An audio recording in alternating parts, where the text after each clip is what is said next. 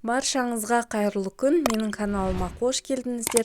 Бүгін сіздермен үйдегі бар заттармен ешқандай сливкисіз осындай жұп-жұмсақ, дәмді, балды торт әзірлейміз. Видеоны соңына дейін қараңыздар.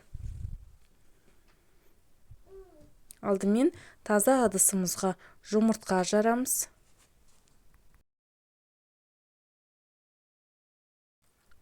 Кейін осындай стакан көлемінде толтырмай қант салып, жұмыртқа мен қантты жақсылап араластырамыз.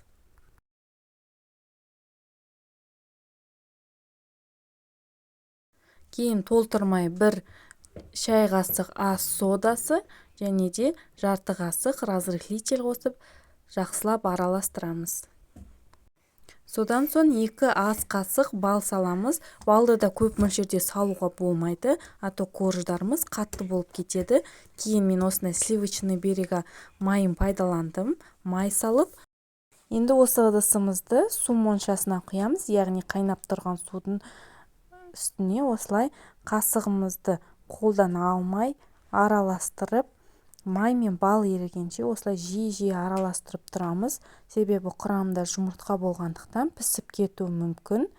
Кейін барлығы еріген соң 4-5 қасық көлемінде ұн салып, осылай жақсылап араластырамыз. Осылай қою қаймақ тәріздес болады. Кейін су моншасынан аламыз.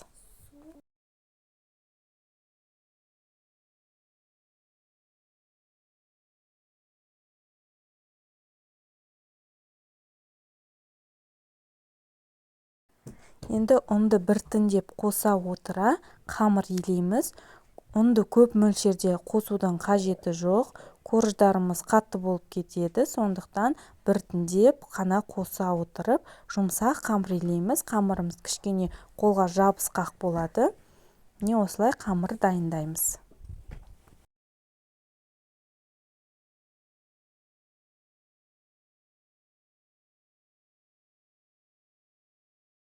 Дайын болған қамырды не осылай бірнеше бөліктерге бөлеміз. Менде бұнда 7 бөлік, яғни 7 корж шықты.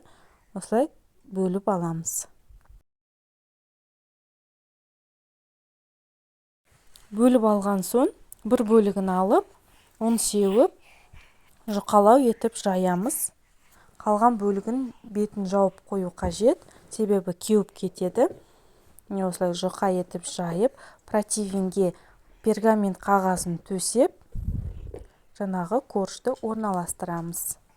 Кейін қызып тұрған 180 градус пеште 5 минуттай пісіреміз. Өте жылдам піседі.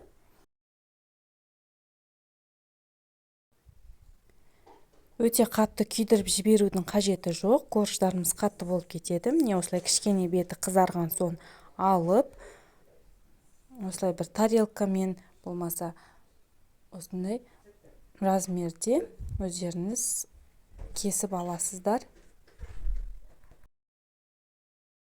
Міне осылай қалған бөлігін сыртына әсемдеуге қоясыздар.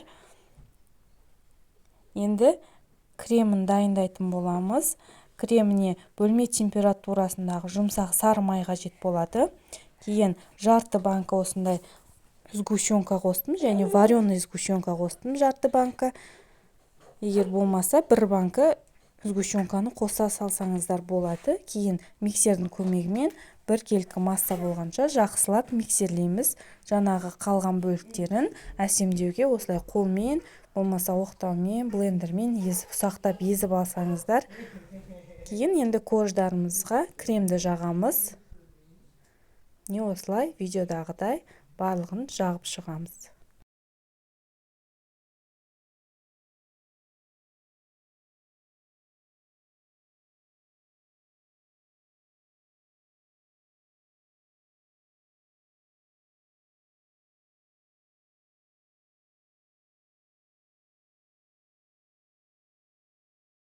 Кейін қалауларыңызға қарай осылай әсемдеп 2-3 сағатқа кремін сіңгенше қоясыздар. Міндетті түрде жасап көріңіздер, жұп-жұмсақ. Сіздермен болған Салтанат. Видеоны аса лайк басып, комментарий жазып, каналыма тіркелуді ұмытпаңыздар.